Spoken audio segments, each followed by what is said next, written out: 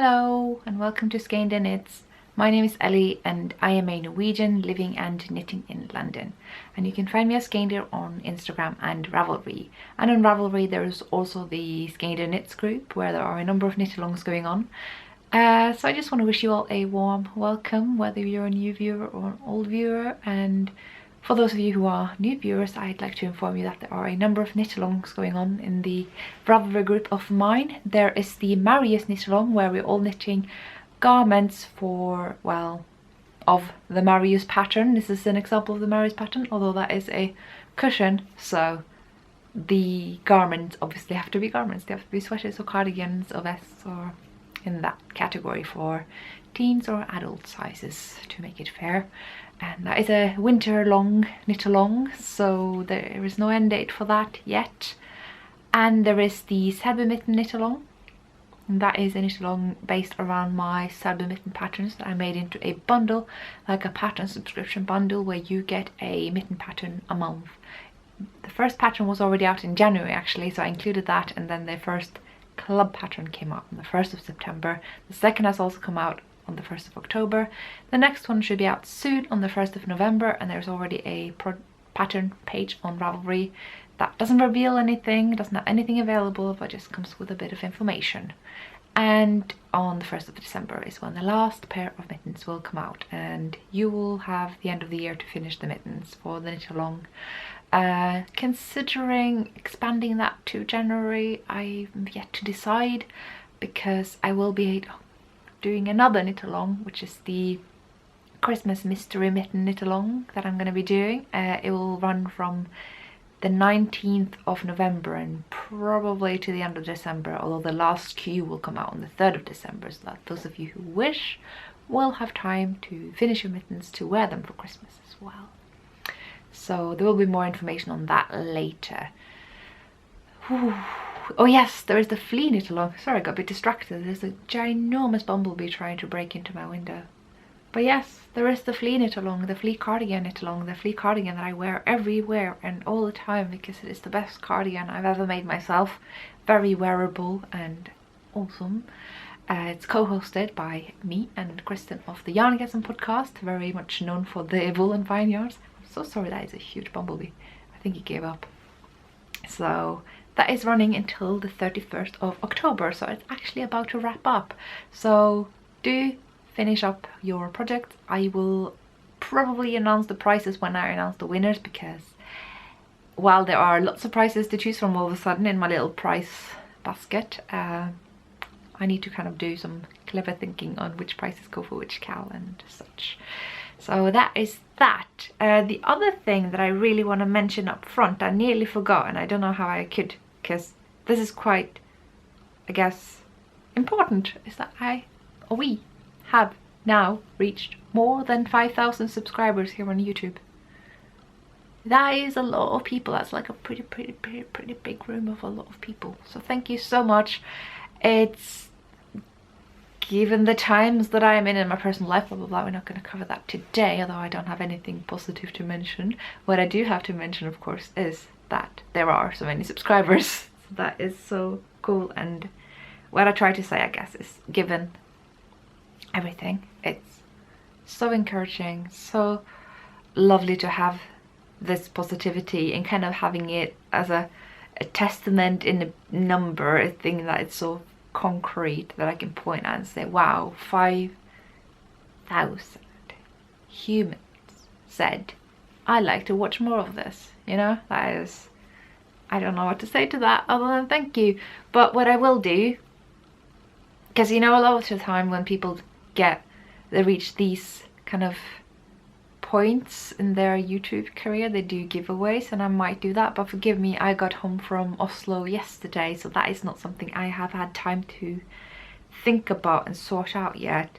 But what I will do is give each and every one of you, and everyone else as well, a free pattern on Ravelry. It's nothing extravagant or anything, it's simply this Christmas hat that I made last year. I knitted it up just for myself. It wasn't going to be a pattern, but I wrote down some notes on it anyway, which was easy enough to make into a pattern. So I thought I would give you that for free, just for everyone who would like to make a silly little Christmas hat for winter. So there is that. If I've come up with any other thing to celebrate a 5,000 subscriber giveaway whilst editing and having some time to think, because literally I got home last night and it's like morning now, so I just don't. I will put that there. So if you're looking away, look at the screen and see if I came up with something. If I didn't, it will just be the Christmas hat. Planning, you guys, planning. I don't do that too well, but I thought I'd just record this now because I have a lot of things going on in my personal life that I need to get done. So recording, it's something I've prioritized before that. Oops. Okay, so on to something a bit more serious. It's that my favorite local yarn shop, Walden Wooley, had a break-in while I was in Oslo. By the way, it wasn't me, but you know, it is a lovely yarn shop, but the burglars were not, you know, yarn enthusiasts. They were looking at the till. So I feel very, very bad for my very favorite yarn shop in London. So just putting that out there, if you are in London or in the UK or in any other place where they ship, if you consider just supporting that shop, if you want to buy some yarn or other knitting related things, they have a lovely selection of yarn. I just adore that shop. It's so friendly and pleasant to be in, and they have a pretty remarkable library as well. They get usually the latest of all knitting books goodness. And the other thing I'd like to mention on top of that is that you can pop in on Saturday, and I will be there on Saturday. And this is actually something that's been in the plans for a long time. I just forgot to tell anyone. I'm so rubbish, sorry. But that is a way you could also come and support the shop, is to come on Saturday when I am hosting a sort of casual mitten knitting surgery. So it's for the Mitten Club, but I don't want anyone to sit at home and not come if they're working on other mittens or would like to work on some other mittens instead. So any mitten knitting is welcome, though the mitten surgery is for the Mitten Club. So you can show up, I think it's at 2 o'clock on Saturday. If it's not, I will put a correction down here with specific dates and whatnot, because God knows I did not prepare for this episode.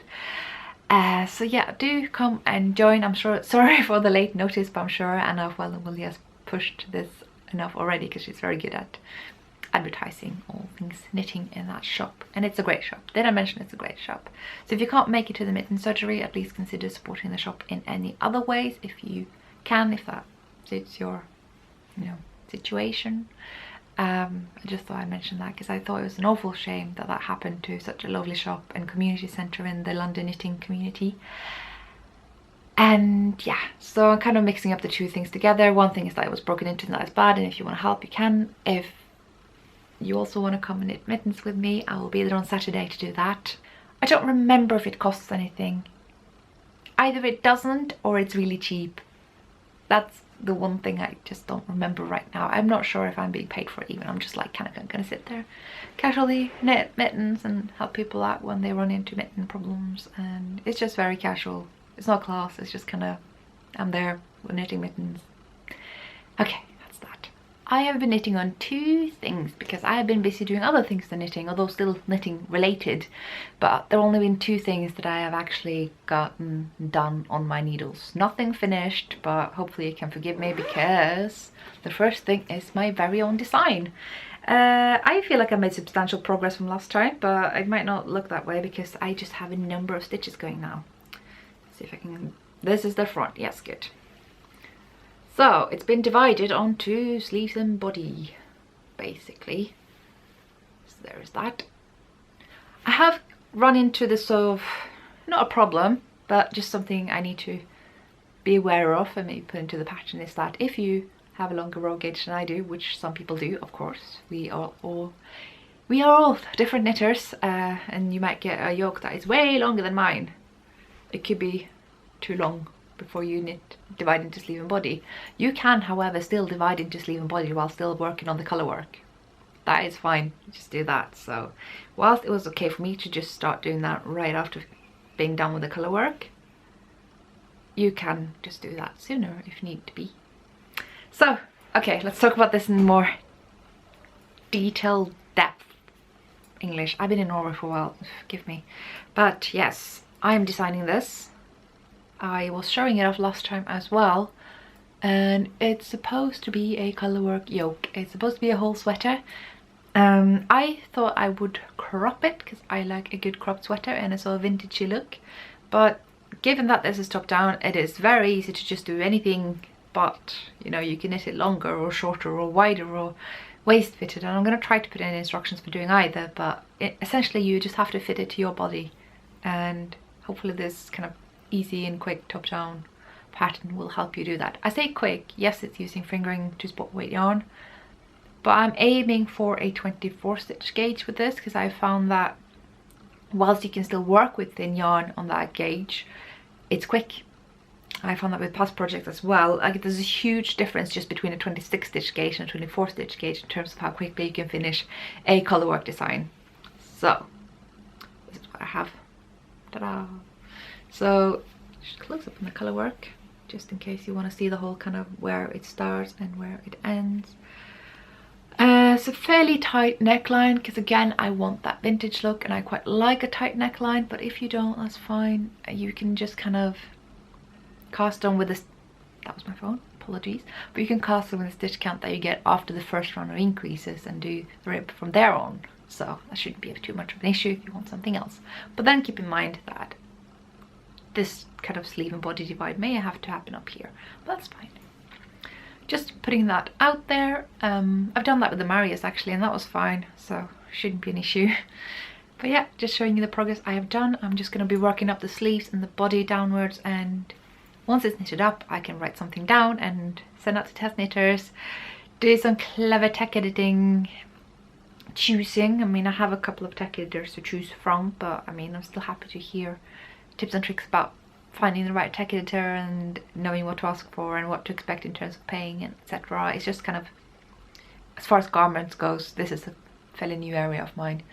So yeah, just gonna put this away now because I don't really have much else to say, except running into a bit of issue with the yarn because I am using PT2, which is the Norwegian yarn that we've had for a long time, and I love it, and it's very much in the vein of Ask and Finull garn. Now, there are rumours that PT2 will be discontinued. As soon as I start designing garments, they do that. So the reason why is essentially that PT2 and Finull garn are owned by Rauma, and they are pretty much the same. It's as if Spindrift and 2-ply jumper weight were owned by the same company, and they're pretty much the same.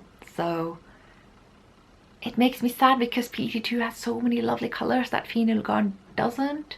But hopefully they will transfer the colours onto Finull garn and you just get more colours to choose from. But I don't want them to discontinue PT2. But let's say that they do, then you can just use Finull garn, you can use Ask, you can just use any yarn. You don't have to use the same yarn that I do. There's so many comparable yarns to PT2, so that shouldn't be an issue at all. And you know, just as some sort of insider information, a lot of designers knit up their designs in different yarns than they in the end recommend. And so I have a lot of designers to actually recommend the most available yarn, so they didn't actually use that yarn. I may have used discontinued yarn and they just put in the most available yarn, and if they translate the patterns into different languages, they may actually recommend different yarns depending on the language, where, you know, where in the world that language is and what yarn is available there. So don't be scared of yarn substitution.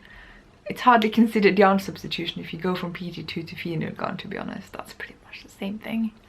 So just putting that out there. And yeah, the other thing I've been knitting on since the last time we spoke is the Birkin, and it's nearly done. Like, that is incredible. So the Birkin is knit in, well, first of all, it's designed by Caitlin Hunter, and I'm knitting it in Laxton's 4-ply BFL Massham and the dyed up sparkle version of that yarn by the Knitting Goddess. So this is the Birkin. I'm really having a hard time showing off the sparkle, so when I was in Oslo and people actually saw all the glitter in this, they were quite taken aback at that. It's a lot more than what you can see on the podcast. Well, this is how far I've come. The body is done. It's got a split kind of bottom hem, which I really love. I might do that more. And the sleeve, I've not come so far on, but the other sleeve, pretty far, knitting them both concurrently, because you know, when you finish one sleeve you don't really want to start from scratch with the other one, so it's important to balance these things out, I found. So yeah, just giving you a good overview. Oh god, it smells so sheepy, this thing. It's gonna need a little bit of a wash, I think, or I'm just gonna smell like a sheep, that's fine too. So yeah, I guess the thing I'm doing differently is obviously the body is a bit shorter, because that just suits my style. I wear skirts a lot, so a long jumper just looks funny on me. And I'm also doing a provisional cast on for the underarm stitches. Usually I do one of these for each, so one for the sleeve part, one for the body part, and they're facing each other, and just rip out each of these kind of crochet bands and kitchen stitch together. But I thought I could just use the same crochet band and still rip it out and kitchen stitch the two sides together. So I'm gonna do that and see if that works. It just makes life a little bit easier. So this is just provisional, like I said. It will come out and I will graft this up and use the end from the grafting to first kind of close this gap, graft, and close the other gap. That's usually how I do it. I'll put that into my sweater design because I find that to be the best way. So I think we're ready to put the Birkin away and start talking about Oslo, because God knows we're going to look at this thing next time when it is done. I'm going to promise that it will be done next time. Big words coming from someone with 18 ongoing projects. Where do I begin when it comes to Oslo? Wow, I mean, first of all, Oslo in the autumn, you guys. It's stunning. And here's the funny thing, and I have to like kind of bow my head a bit low here, because I used to say to people when they were going to Norway and said that they would go to Oslo, I would say, why? Why would you go to Oslo? And the reason why is essentially, if you're going for a kind of city tourism holiday, Oslo isn't a very big city. Like, it's fairly small, so if you are going for the big city experience and you thought, oh, I'll go to the capital, the largest city in Norway, you'll probably be left disappointed. If you're going to Norway for the nature, northern Norway and western Norway will probably be the place to go. Like, nature is good all around, but you know, that's where the majestic mountains and the epic fjords are. So it's probably, that is the reason why I said that. But I also used to think that Oslo wasn't very nice. Like, I enjoyed going there, but I didn't feel any warmth from the city. And there's the neighbor's dog again. Anyway, it's good to be back, isn't it? I have come completely full circle and I love Oslo. It might be the fact that there was autumn everywhere, and the thing about Norway is that we don't remove the dead leaves. We just let them just lay around, and everything is yellow and orange and wonderful. It was so beautiful. But I also think it has greatly helped that they have reduced the city centre traffic. So unless you have any particular reason to drive a car in the town centre, you can't. And it's just transformed the city to be so nice. And I think they've just generally been rethinking how to do a city, from going away from trying to be so international to saying, well, how do we do a city in Norway? And I can't really put my finger on it, but it's just so lovely. And I have said before, you know, if I ever go back to Norway, I'd probably stay in Oslo, because Trondheim is just going to feel a bit too small after 6 years in London. After 6 years in London, I am feeling more certain about Oslo now. And I know I keep saying that, oh, maybe I'll do Edinburgh next, maybe I'll do a different country. And I'm like, you know what?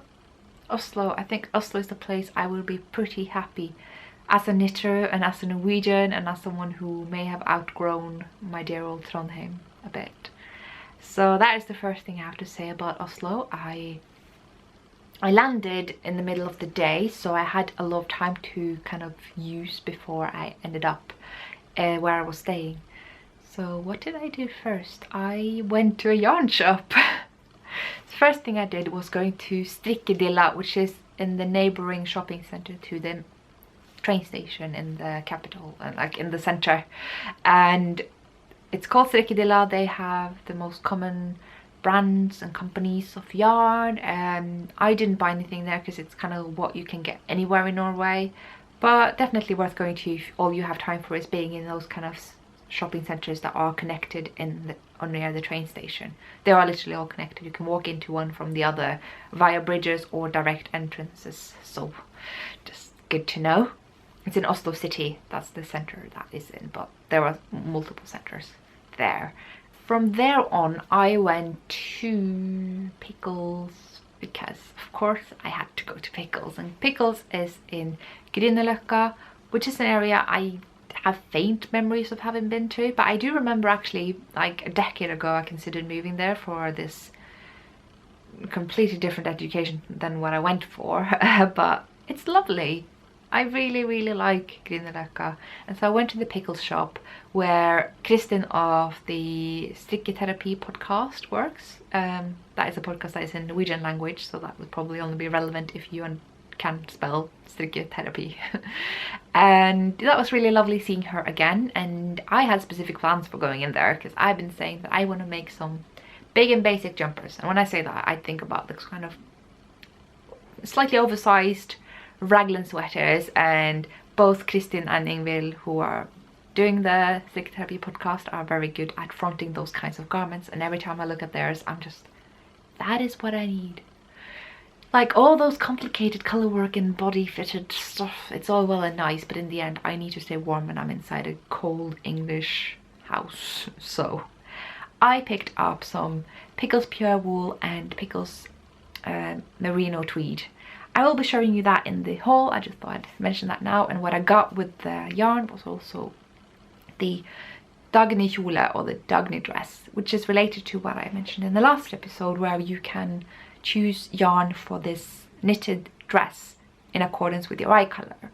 And Dagny chose for me burgundy. So burgundy it is. It's burgundy tweed.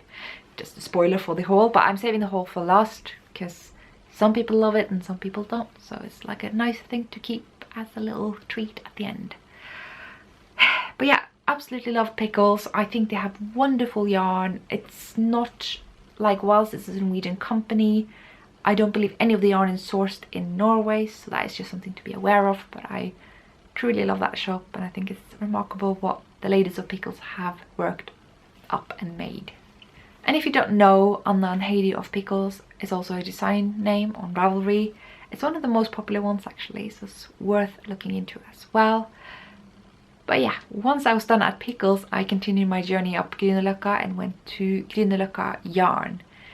And they had lots of lovely yarn there. Actually, a couple of things that was not Norwegian, which is usually the big kind of whoa in Norway if you can find yarn from elsewhere that isn't a Norwegian company or Norwegian fleece. And they had BC Garn, which is really nice to see. They also did Lofoten Garn, which is Norwegian but quite rare to find. Probably some other stuff too that I've forgotten, but I was really impressed with that little shop. I nearly bought some silk mohair, but they didn't have enough skeins of what I was looking for, so... And also Pickles didn't either, which is why I didn't get it there. So I kept walking down the road again. I ran into Godt Brød, which is apparently my first stop whenever I go to Norway now. There's a chain bakery and they're the best. I don't think it's controversial to say that they are the best. They just make the best bread and buns that you can think of. And one thing I really miss about Norway when I am in the UK in terms of food is obviously the raw produce. I think we're really good at produce in Norway, whereas maybe not everything grows there. The stuff that does is really good. But we're also good at baking sweet yeast doughs. And the concept of a sweet yeast dough in the UK, apart from the odd hot cross bun, doesn't really exist. Like cinnamon buns are kind of happening, but they're kind of not done exactly how it's done in Scandinavia. So for me, going and getting a nice just fluffy raisin bun, or a cinnamon bun, or a cinnamon bun with a custard core, oh my god, that is just... So that was a thing I did. Went there, got that, kept walking down and ran into a yarn shop I wasn't expecting to find. I didn't realize there'd be a yarn shop on that way. And that was the Oslo Sewing and Servicesenter, so Oslo Sy og Servicesenter. And they had lots of yarn. Look, it was branded as a sewing shop. They had tons of yarn, and again, the usual big companies, you know, Dale, Sandnes, etc. But the Sandnes yarn they had was a silk mohair, and that was what I was going for. It was in burgundy, so there was that. Another spoiler for the haul, but yeah. And then I knew where I was going. I left the shop. It was lovely being there, but I was heading for Værbitt Garn, which is a new yarn shop that has opened in Oslo for hand-dyed Norwegian yarn. And I have so many good things to say about that shop and what Laila does, who has opened that shop. And just got a bit of a relatable story for me, because she is an academic. She's been working as a linguist something at the University of Oslo, and then she went into dyeing yarn, and she's very particular about where the yarn is coming from, where it is sourced, and just, yeah. So she will actually just refer directly to where the yarn is coming from when it comes to her bases. It's very transparent, and she dyes lovely colors. It should be for everyone's taste, to be honest. There's a lot of variety there, and like 90% of the yarn is all Norwegian, usually Hillesvåg, but some Telespinn and Servicesenter and a couple of others. She's open to generally anyone who can document good animal welfare. So she also has some silk mohair from some that can guarantee that. So that is the bit that is not 100% Norwegian. But the thing that she could actually inform me, which was super useful, is that the Huldra yarn that I showed you last week, that is from Hillesvåg, is actually not Norwegian fleece. So the yarn that is the fleece that the yarn is made from is unfortunately not 100% Norwegian. So apologies if I gave that impression last time. It's something that I think a lot of people were under the impression that it was. So just keeping things accurate and correct. It is not Norwegian, but it's still spun and produced by Hillesvåg. So, and it's lovely.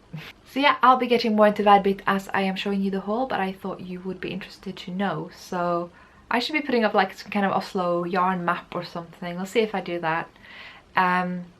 So that was my yarn shopping for the first day, because the next thing I did was going to a meeting by the Gamle Oslo Husfliden. So Old Oslo is generally the name for the eastern part of Oslo, a certain part of it.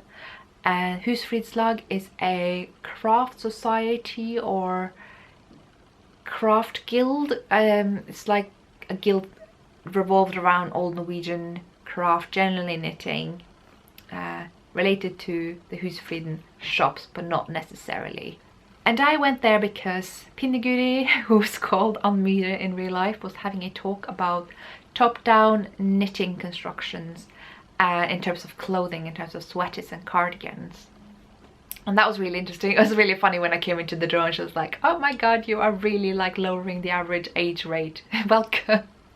Which, yeah, I'm a bit younger than the average Husfliden Society Guild member, which is something I kind of wanted to comment on here, because I'm noticing quite a divide between knitters in Norway.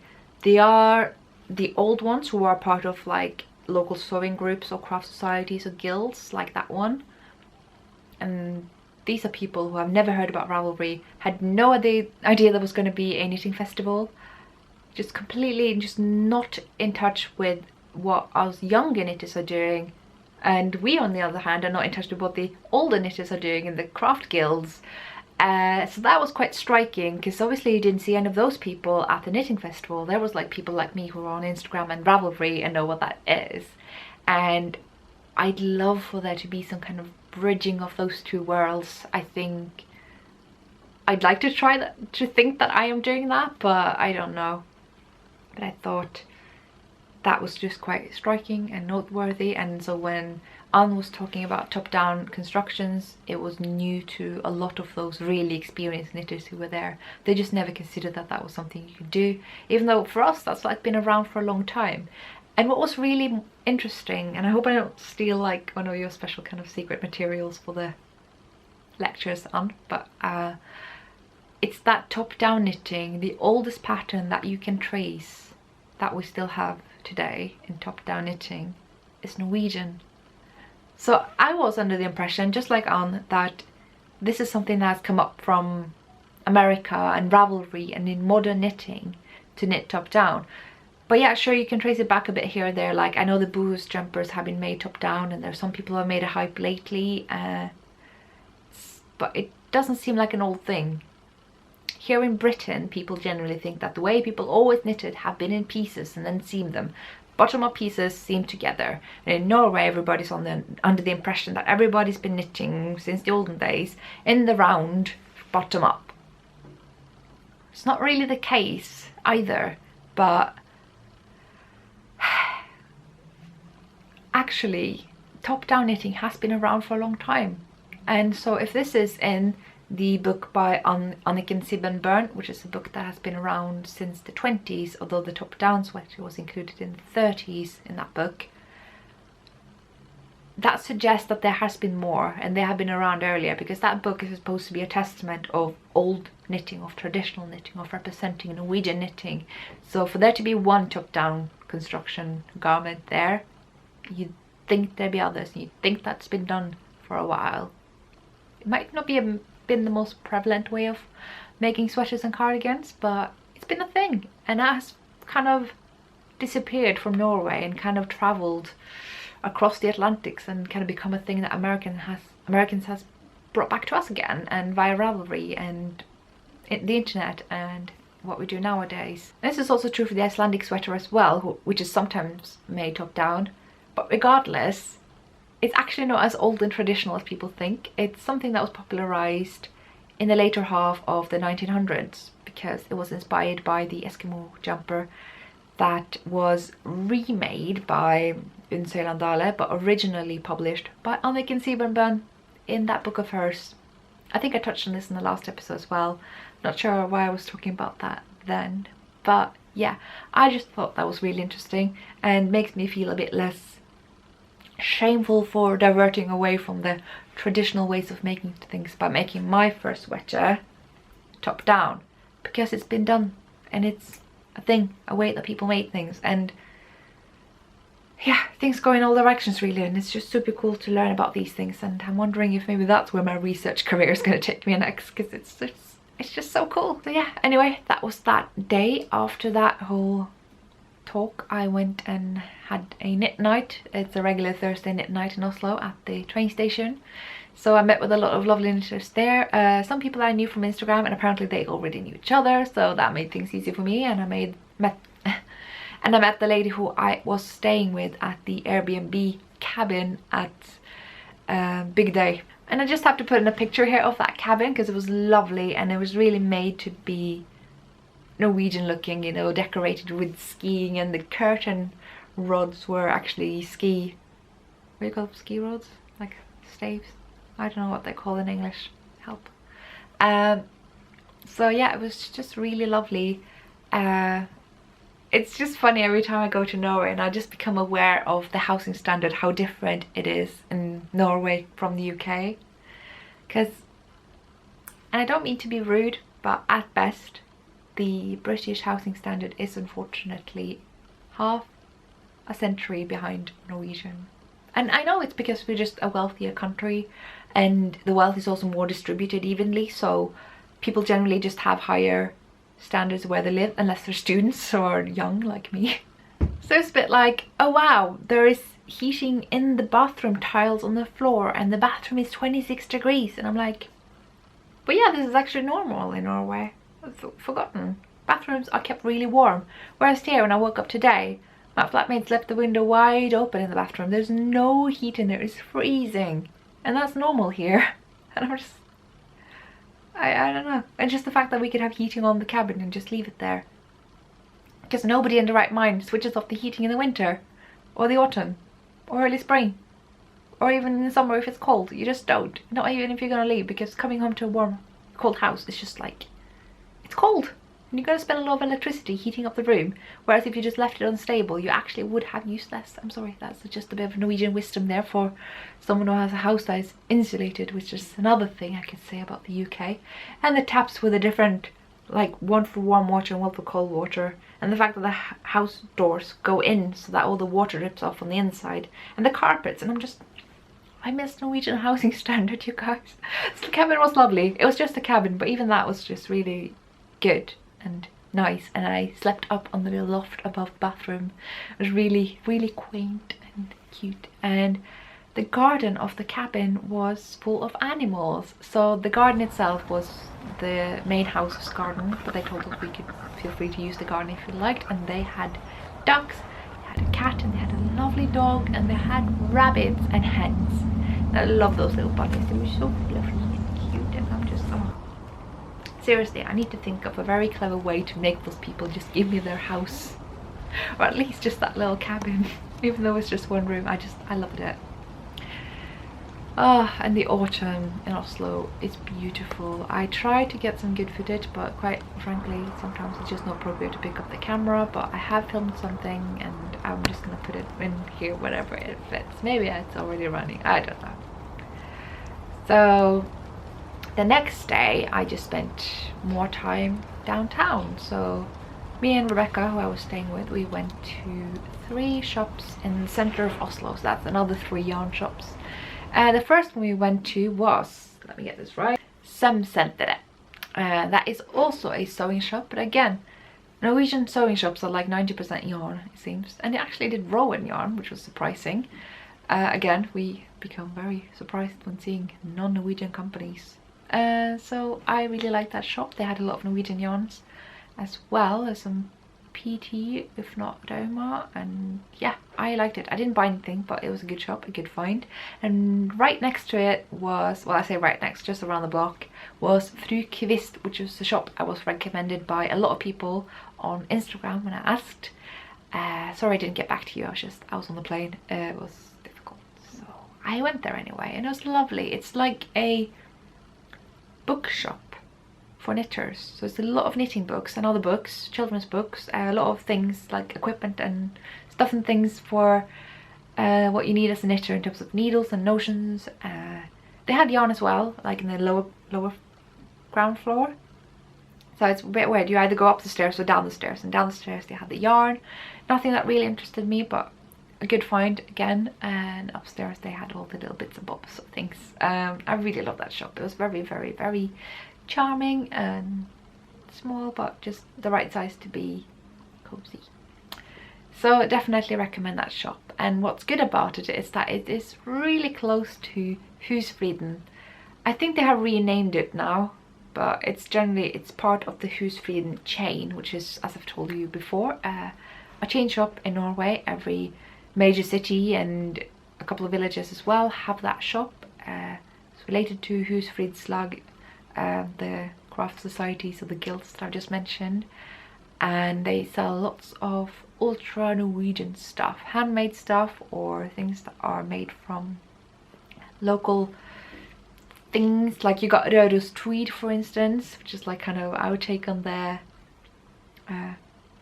other tweeds that they have in the UK. Oh god, I forgot. There's lots of handmade wooden stuff, machine knitted traditional sweaters, and yarn. And the thing about this shop is that it is really difficult to find unless you know where to look. So I have made a little video on how to find it, because what you need to find is Glassmagasinet. And Glassmagasinet is kind of like a things made of glass shop, but also a bit of a sort of tourist this and that shop where you can get Norwegian things. So you have to go in there, and they actually have multiple escalators, but you need to find the one in the middle. And I made a film how to find it, and you walk down there and suddenly there's a huge world of yarn. I know, there is no way you could find that unless you know where to look, and it's stupid. Someone needs to do something about that. But anyway, it's amazing. It's such a great find. They had lots and lots of Roma yarn, and that is the best part of that shop. They do some Sandnes as well, a bit of Lopi yarn as well, the Istex yarn.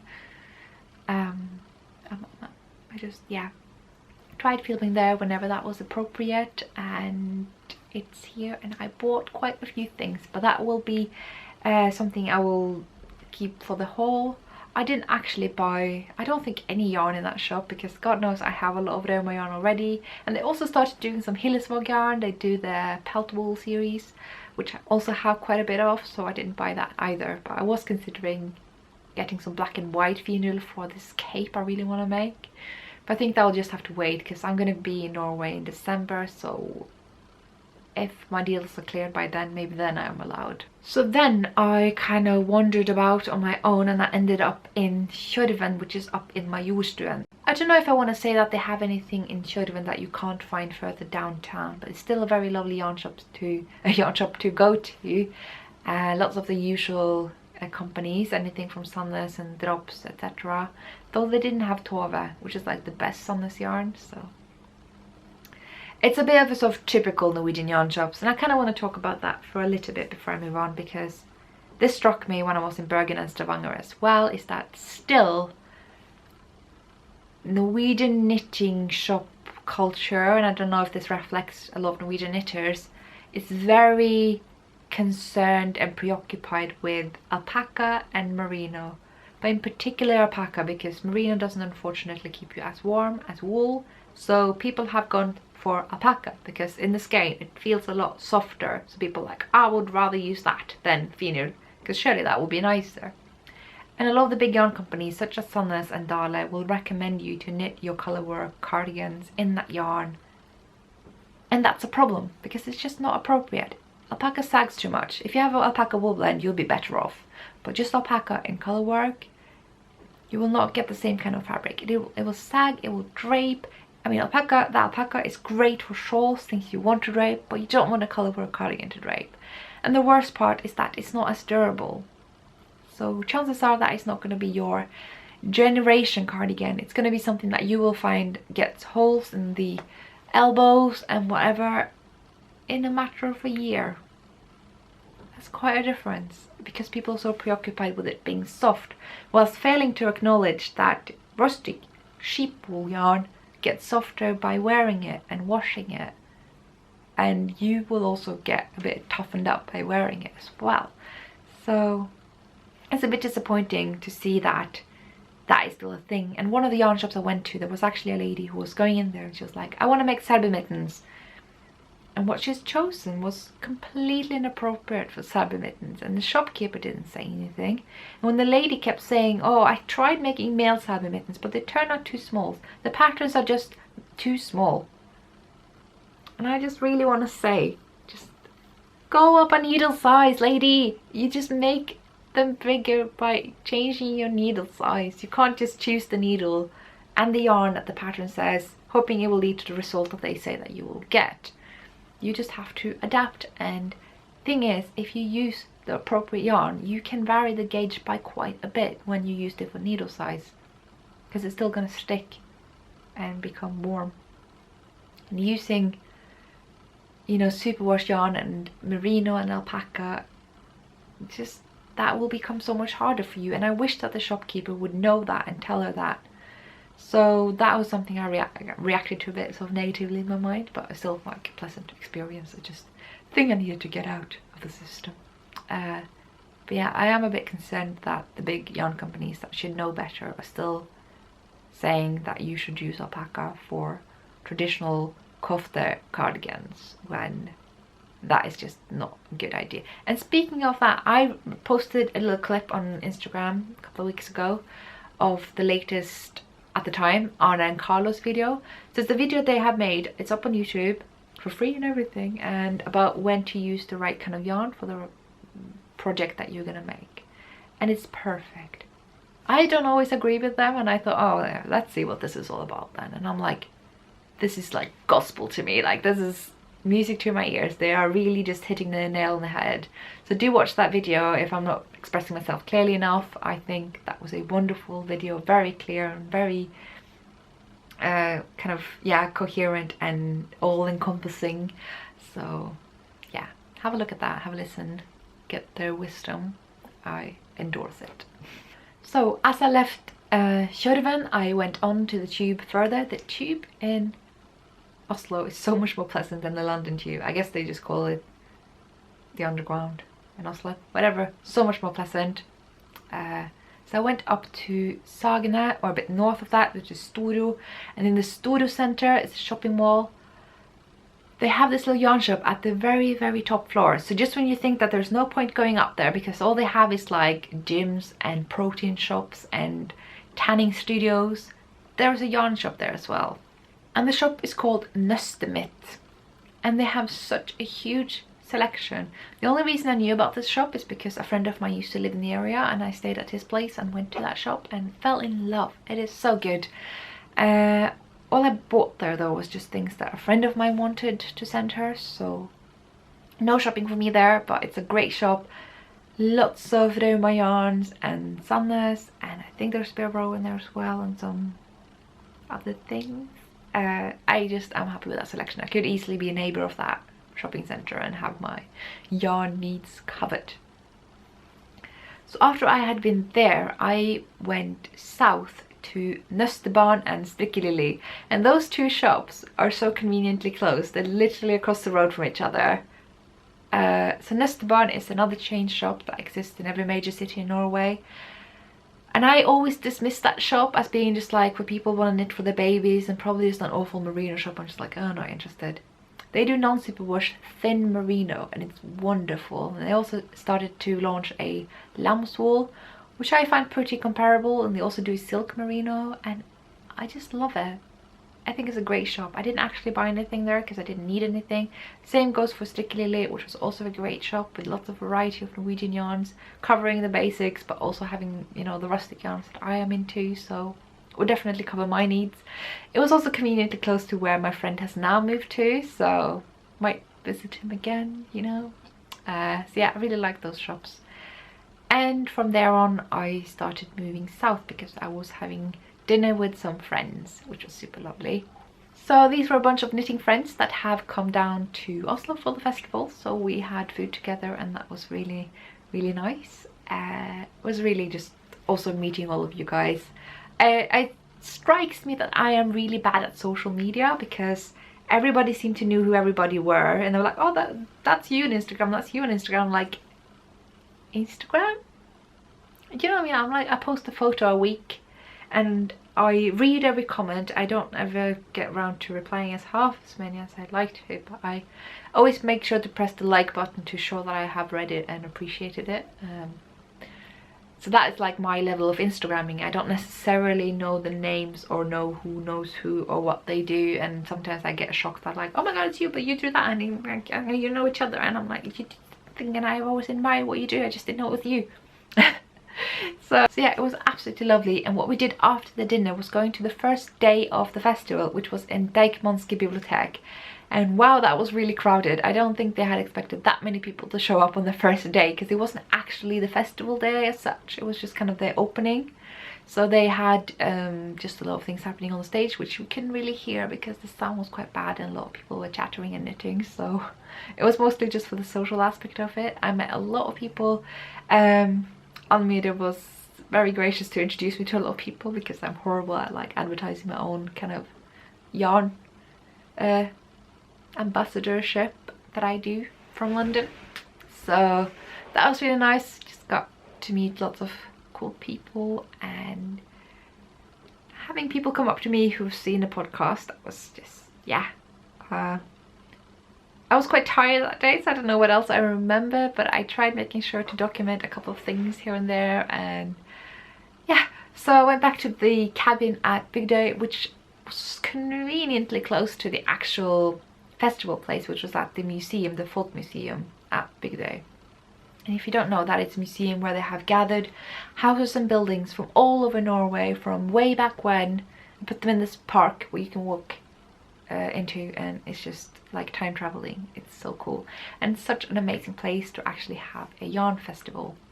So yeah, the yarn festival, first thing that happens is that not one but two people come up to me and actually want a photograph, and I'm like, have I become a knitting celebrity in Norway? But it was eventually like a bit less. But yeah, I just love eager people, really excited about the festival just like me, and it was so awesome to meet them. And the first thing that happened was that I was too late for the live podcasting of Strikketherapy, so that was a bit but I went to the actual festival thing, so I think I will save the market part for the haul. But I want to say that whilst the location was wonderful, I still think they underestimated the Norwegian knitting scene, because it was still way too cramped for the number of people that were there. You couldn't get around. So I don't know if there are any bigger buildings on site, so I don't know what can be done about it, because it's great to have all the yarn stuff being sold in one place, but there wasn't any room. Wonder if they could have like outdoors tents, but that would be freezing. But that might be good to get more space, because it was just really small for the number of people that were there. But anyway, I met lots of people there as well and really did enjoy myself. Though I have to say I spent a lot of the time in the cafes they had there, because you just needed a break, and what better to sit there and knit with other knitters. So that was awesome. So I thought we could kind of go from this general Oslo visit talk to the haul. So that is pretty much all I have to say. The one thing I want to cover before I get into the haul, and it's going to be a bit of a controversial thing, because apparently that's what I like doing, getting lots of people riled up and angry. But there is a problem, and the problem is with drops. So I used to love drops. All the yarn I would knit with was drops under a student budget. That was perfect. So no judgment for anyone using drops. Still got a bunch of drops yarn, and I love that the patterns were for free, because it really got me into knitting without feeling like I was investing in anything that I didn't know how it was going to pan out. And yeah, so that was like, drops has been really instrumental for me to start knitting and feeling like I had the tools available in terms of my budget, in terms of what was available online, and when I wasn't in Norway able to access those patterns. But that is the end of the good things, I have to say. Because drops have been publishing free patterns, so they give out the patterns for free, so that you will be wanting to use their yarn, which is after all cheaper than the other yarns. And they have now put up patterns again and again that bear too much of a resemblance to indie designers' designs. There was an issue previously with the Lefty Shawl by Martina Bam, and I was like, I kind of wanted to give them the benefit of the doubt, because they have lots of people designing for them, and they can't always know if those designers have been original or not. But this time they have taken the, and I don't know if I'm pronouncing it right, but it's the Mamelukker trousers, is like short like woolly underwear by Majas Manufaktur, which is an indie designer in Sweden. They essentially taken that and made their own pattern for it, and that's not nice, because that's one of like the staples in her design history, the thing that really got her noticed, because it's such a very kind of peculiar and particular thing that is quite unique to her and very well fitted and really flattering, and they're just taking that and put them up there on their site. So the only thing I want to say is that you can actually get Maja's pattern for free on Järbo Design. I've linked to that below. It might be in Swedish, I don't remember. But aside from that, if you have any way that you wish to react to this, I will kind of leave it up to you. I'm not going to initiate a boycott or anything. But the fact is that drops are actively deleting comments on their project page, their pattern pages on Ravelry and on their site, saying this is plagiarism, this is not okay. So I'm not going to give them the benefit of the doubt anymore, and I just want people to be aware of it, because when they delete the comments you won't be aware of it. So whatever you wish to do, I'll leave that up to you. If you want to not use drops anymore, then that is a thing you can do, but if that is not acceptable for your budget and you need to knit, I totally get that. Consider maybe supporting Majas Manufaktur, and if you want to make those shorts, use her patterns and her pattern and not drops's, until they just come around and apologize and say they won't do this again, because it's happened 1-2 times too many. I just mentioned 2 examples, but it's the thing that's quite well known amongst designers, and something that it's hard to get out, because drops actively removes any such criticism that you can find on their sites. So I suggest heading over to Majas Manufaktur and see how you can best support her, and considering how you want to kind of be supportive of drops.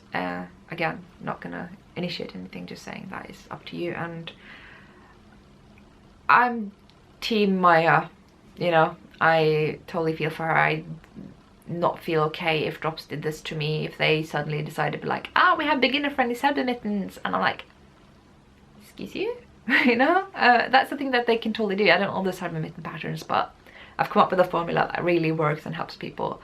And if they did that, I'd be like, you know, but what they did here was clearly worse, and it's a more clearer case of plagiarism. So just bad example, but yeah, I just wanted to put that out there before we get into the haul. So it's haul time, you guys. Okay, so we are on the floor because I put all my yarn on the floor, so this seemed just a lot more convenient. So hopefully that is okay with you. Change, oh my god. So yeah, the first thing that I ended up buying was some yarn from Pickles. I thought I would have a look at that.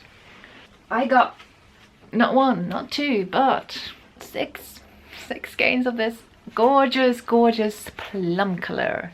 This is what I would call plum. I'm not sure what I think they call it elderberry, which is pretty much the same thing in my world. So this is the pure wool yarn.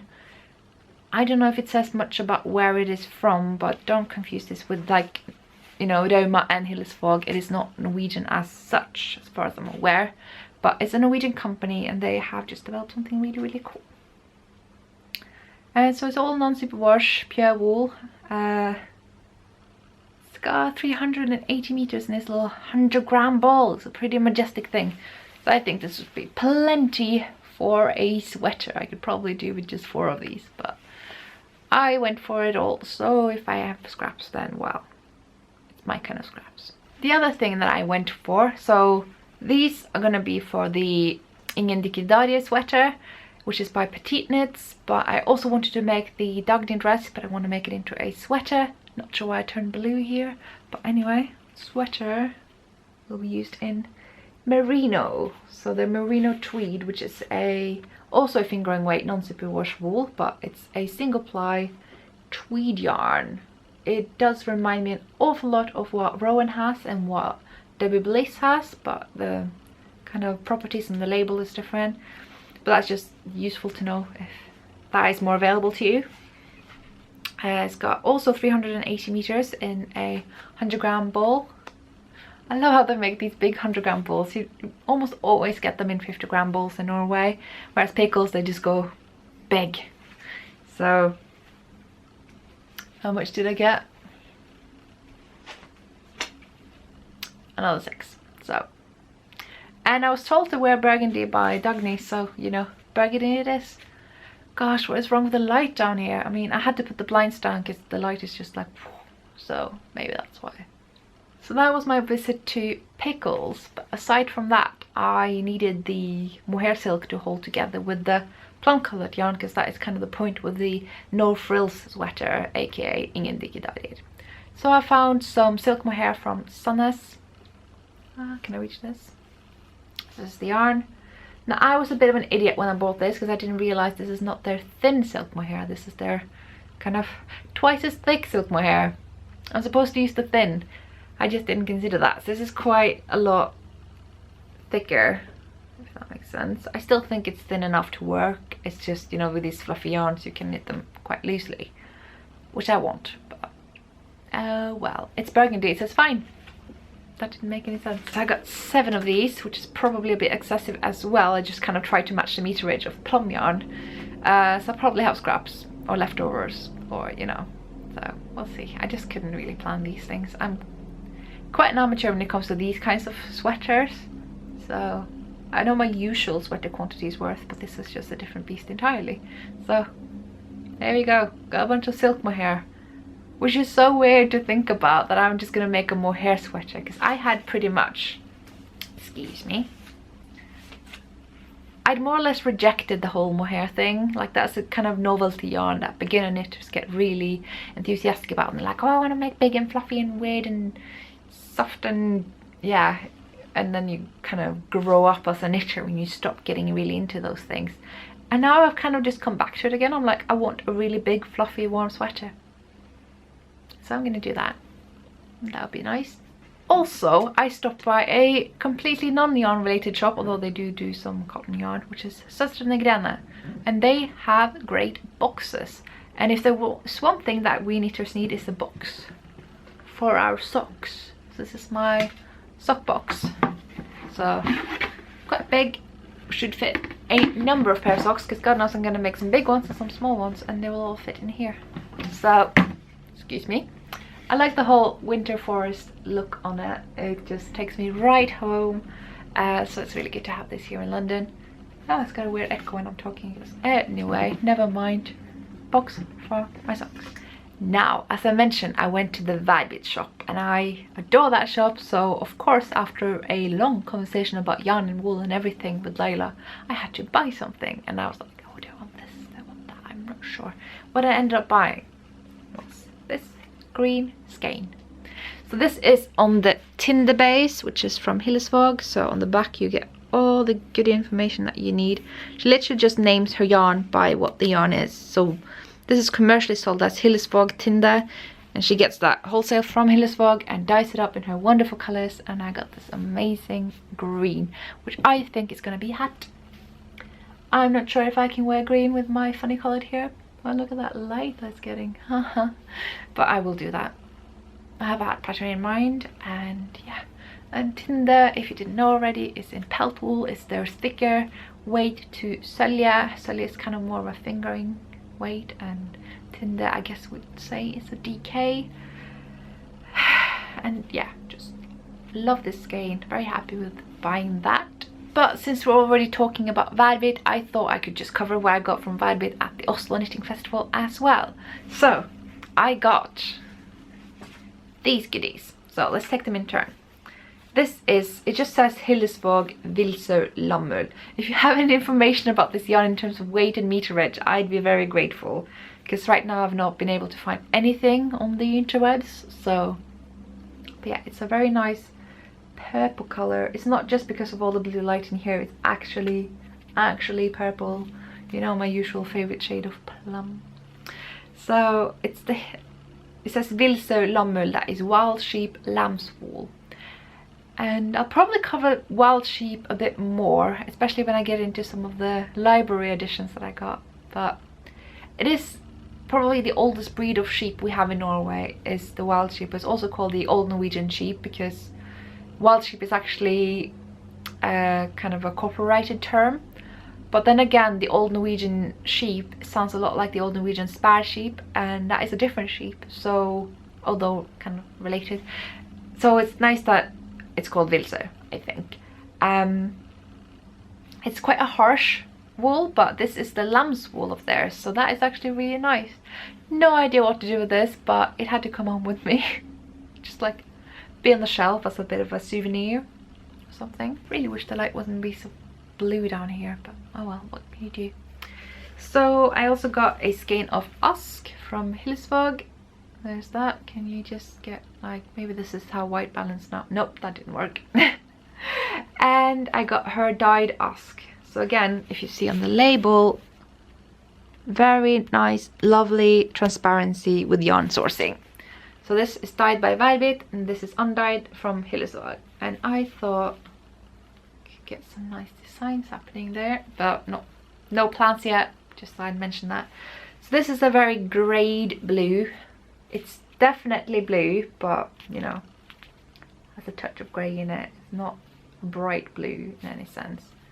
I just love it, so had to come home with me, you know the drill. Also, I got this mini from Marnis. Now Marnis is a dyer in Trondheim who came down for the Oslo Knitting Festival, and she gave us all little mini skeins from the yarn that she dyed. I have shown yarn from hers before because she gave me a skein when I was in Norway in the summer. So just kind of putting that out there. Thank you. Now when I went to the Fru Kvist shop where they had lots of bits and bobs and books and stuff, I ended up with some buttons and stitch markers. This is the third time I'm buying these stitch markers from Knit Pro. They are my favorites, but I keep using them and I have lots of ongoing projects, so they keep disappearing onto projects. I don't know, they're just gone, so I need another pack. And some buttons. Maybe I'll just take them out and show you what they look like. So these came in such a variety that some of them were entirely brown and some of them entirely kind of the paler color, so I got the ones that were right in between. I'm doing what the makeup artists on YouTube do, so this is what they look like. I got 8, so I put them on the Land og Strand cardigan that I should be working on but haven't for a while because the sleeves. So yeah, it's a really nice shop. I actually ran into Tina, who's known as Strikkedilla. That was really cool. So yeah, and what else did I get?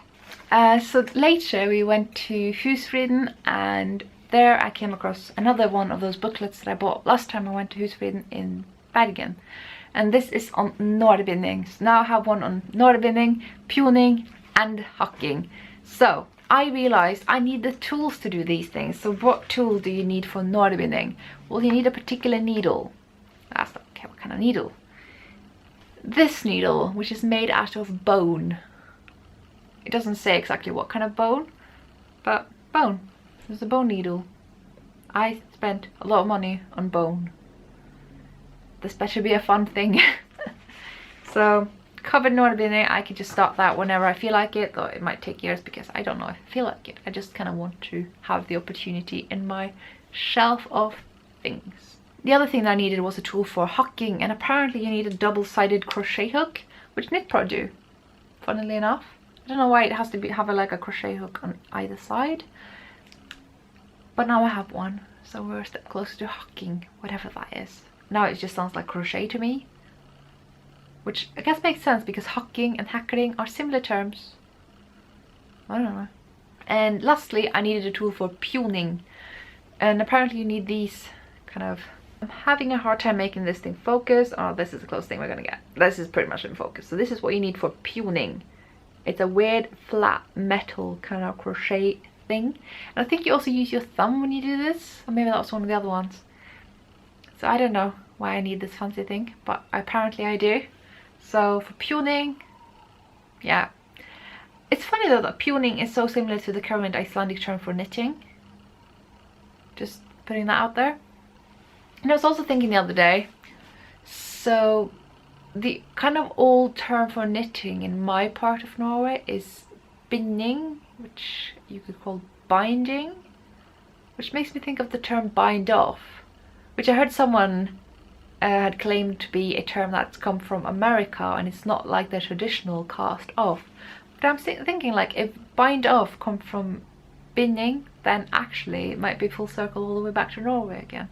So I just thought that was interesting as well. I also got 2 circulars, and what's so cool about these is that they were 50 centimeter. So PT have their own needles, but and they're the same that Sandnes do, but these are all clearly Addi needles. They're just rebranded, which is fine. So a lot of people in Norway use Addi needles and don't even realize, because they just go with whatever needle brand that they sell in the shop. So it's often PT and Sandnes. And so yeah, these are 50 centimeter circulars, which is rare, I would say. They're usually either 40, 60 or 80 or up. So I'd use those. And I was like, in case I start the no frills sweater, it would be nice to have the needles for it, because I hadn't packed this size.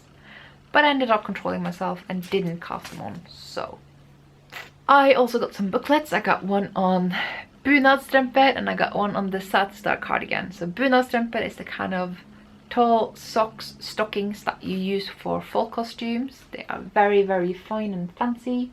I just thought I'd educate myself on these if I ever get into, you know, doing a stock club or whatever we've been talking about. So just giving you an idea. I nearly bought this booklet without actually having the pattern in it, so they had to add that later, which is kind of why it's falling out. But yeah, this is some of the things that we have in here.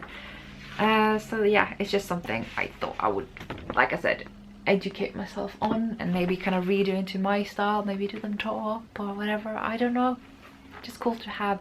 This is on the Satstar cardigan. There are some photos in here that are pretty hardcore. In fact, this one here, I mean, come on, that is just really going for it. So it's just a nice variety of the Satstar cardigan, which, you know, I made one already, but can't hurt having. I'm just collecting these things, let's be real. So now we're actually getting to what I bought at the festival. Now I've already given you a sneak peek of the Værbitt yarn that I got there, because it just made sense to include that with the visit I had to the shop. But now I'm just going to cover what I bought in the festival.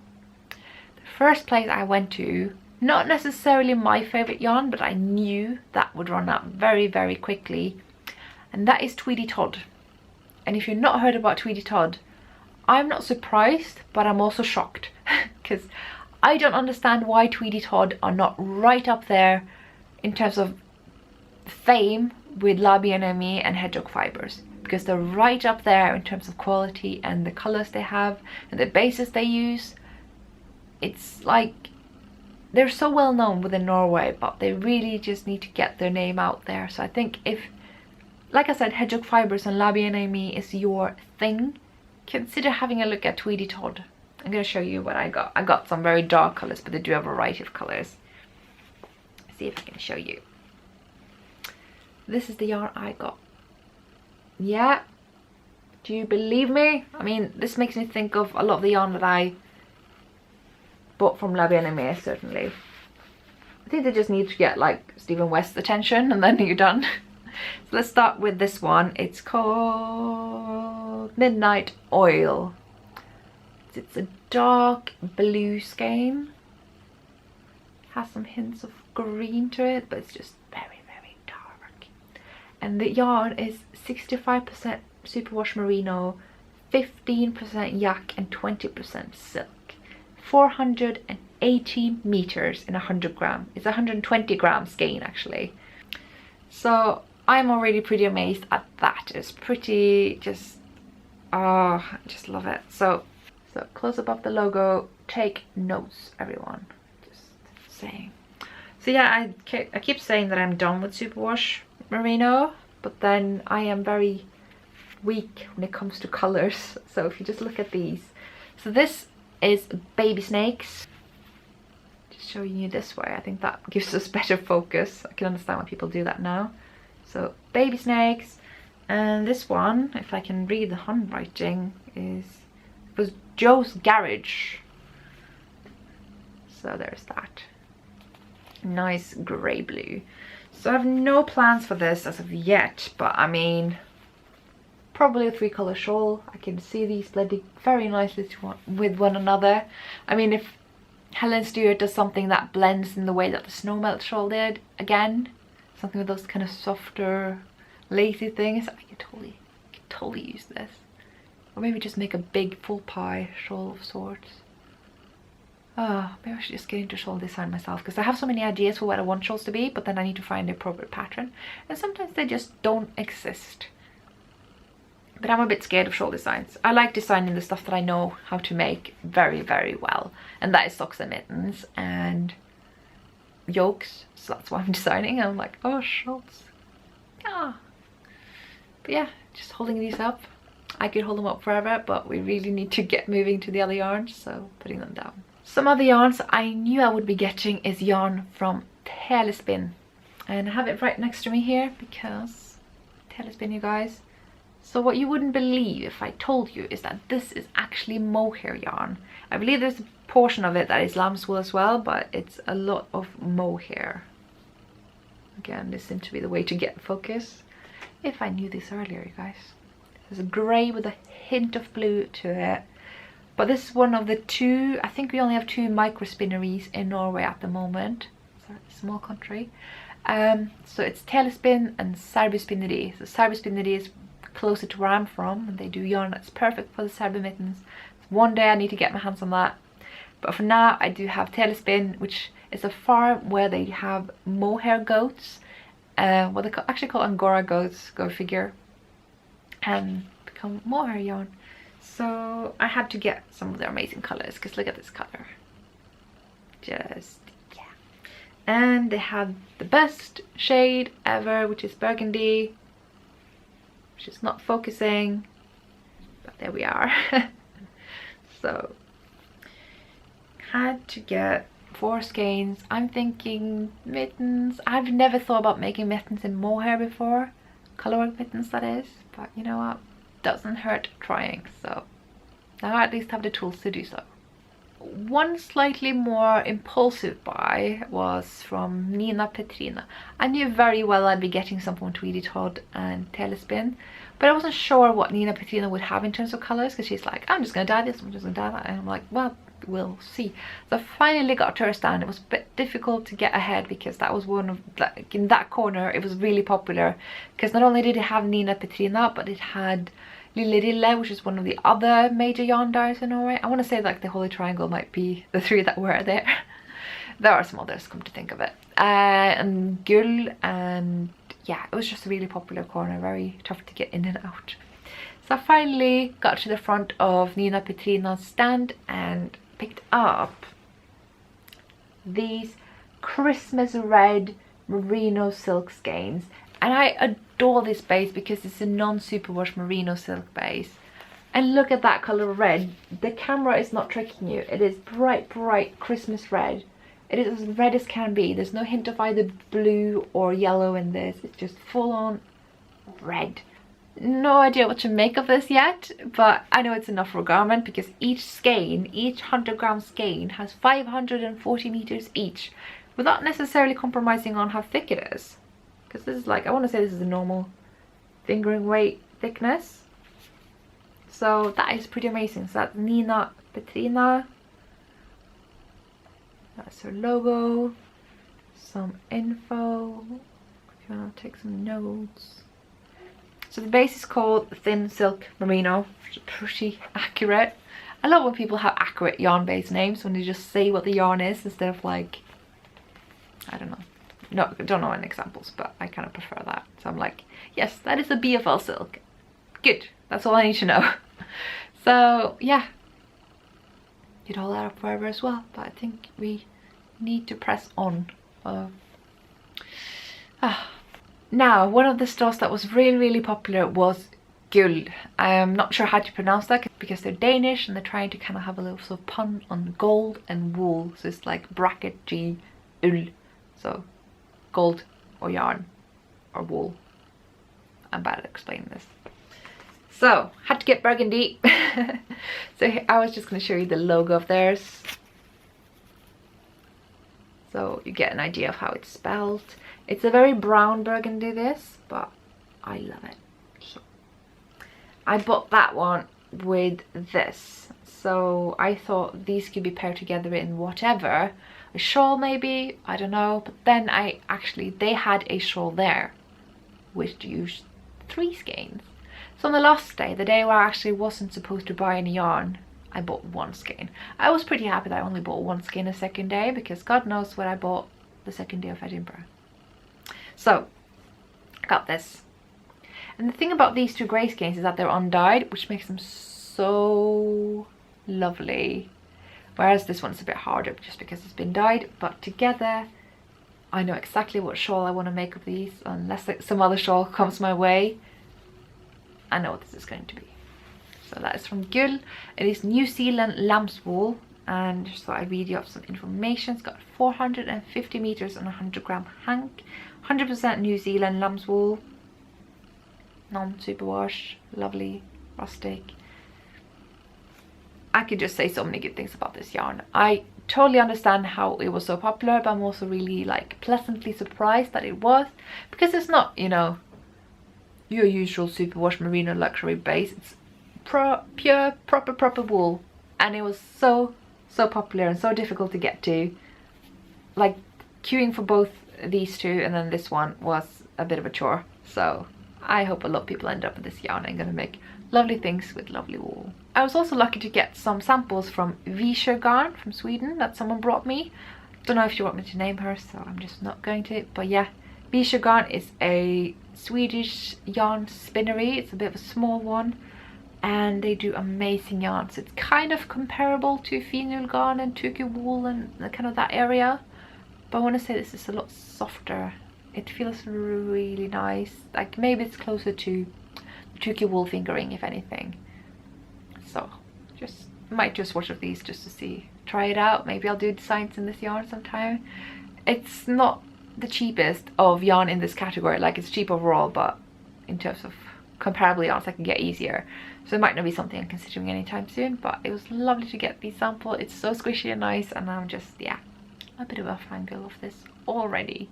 I think I'm gonna save my library editions for last. Oh god, this is becoming a very long episode again, but it feels good. Makes me feel better. So, pressing on to something that I won, because on the second day I was at least aware of where they would be doing the podcast recordings, and this time it will be a recording of Marte or Marte, which is probably the most popular Norwegian audio podcast in Norwegian language about knitting. It has greatly influenced my podcast, and they're lovely ladies, and they were going to try dyeing yarn, which is a funny thing to do on an audio podcast, and they were doing it for the first time. They were like, oh, we're going to wing it, and they're super funny. But in the end they had a giveaway, and it was kind of based on guessing stuff about them, about their podcast, things that had been said. and yeah, I've actually had pretty good knowledge of most of these things, but the first question I was between two options, and Kristen helped me narrow down the options by guessing one of them and being told it was wrong, so then I got the chance to guess the other one, and well, I didn't get 100% right. They were still generous enough to actually give me what they had to give away, so it felt a bit cheeky, but anyway, super grateful. So I got this bag, which is made of a vintage fabric, very sturdy. I can imagine this being like an old curtain fabric or something, and it's by Kristin Anvik Hoas, this is her Instagram name.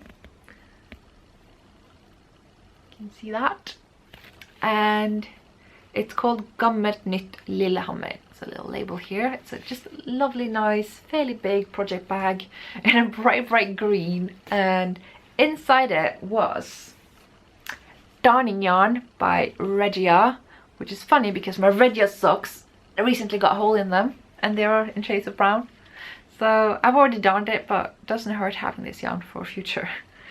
And also it had this in it, which is like, I want to say this is like a pumpkin spice coloured Sølje.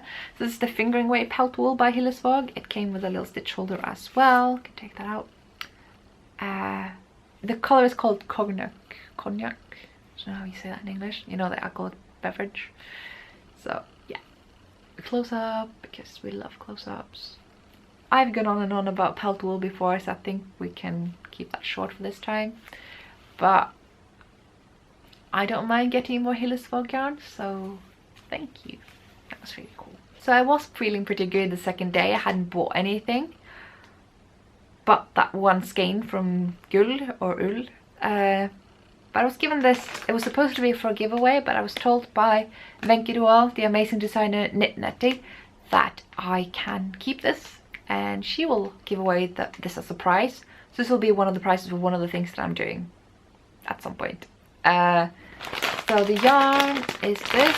Sorry about the crinkling, but I'm not taking this out because it looks so nice in here. I'm still figuring out which yarn it is. It might just be Hillesvåg Ask, but could also be Skeindeer. Could also be Garn. Who knows? So that was the kit I got. It's for these mittens. So the white ones are ladies, which is what I have most of here. So that's what these will be. I look forward to using that. And this is a bit silly, I'm aware, but I realized I'm going to be traveling a lot. I'm going to travel back and forth across the world. I'm going to need a neck pillow. So I got a Marius neck pillow, and I'm not ashamed. I'm not going to apologize. I hate this thing though, it needs to go away. But yeah, I even used it on my flight from Oslo to London yesterday, and it was just so nice to rest my head on it and just be... So yeah, that was the thing I clearly needed, and it doesn't look stupid at all. I think I would be a bit embarrassed if I had this in Norway because the Marius pattern is so overdone.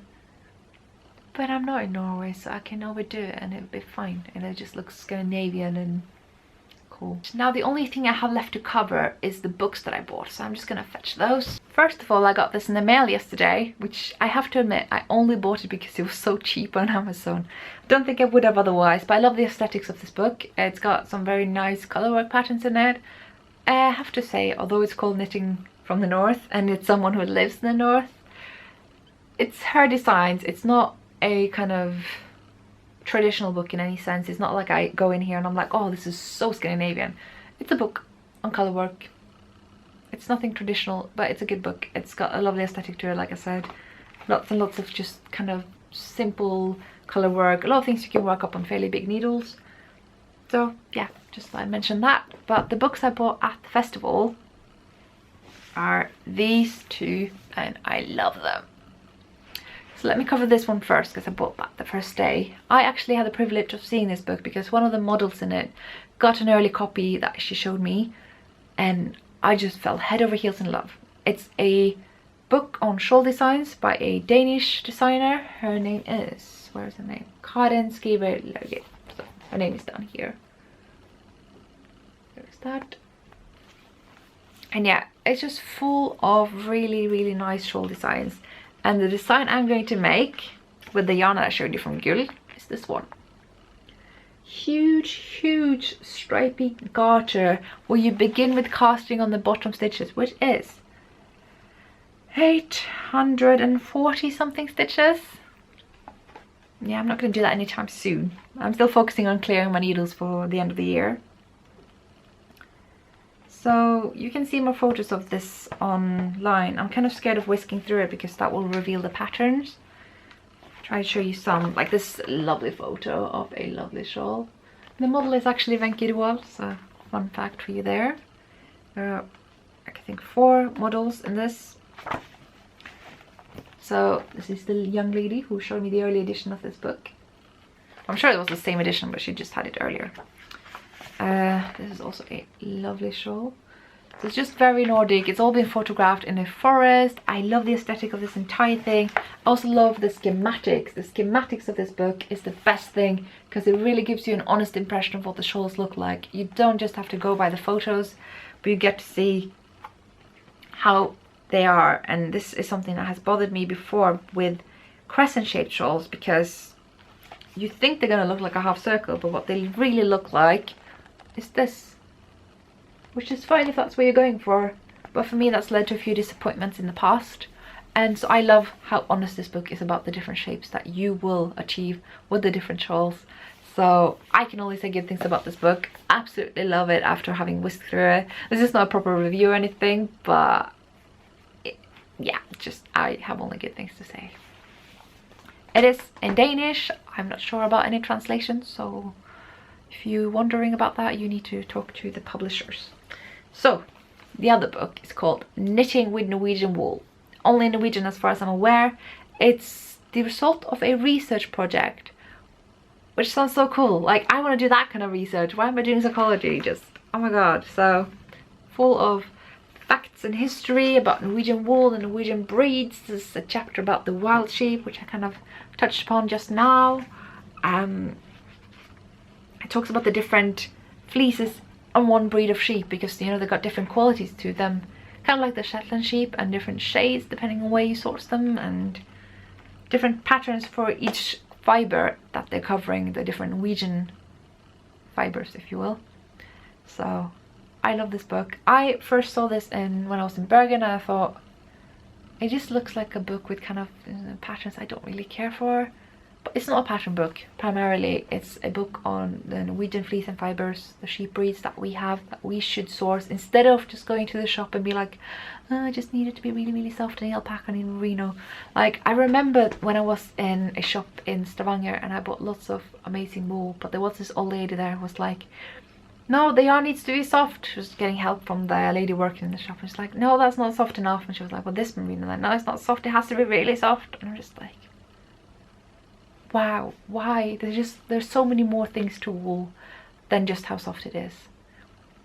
So I love when these things happen, when someone publishes a book like that really touches upon yeah, the other qualities that wool can have besides being soft, and it really has that focus. And it also gets a bit political by saying how different political decisions and changes have changed the wool industry, and talks about how in Norway that homesteading, that homemaking of clothing never really went away like it did in pretty much any other countries that are comparable.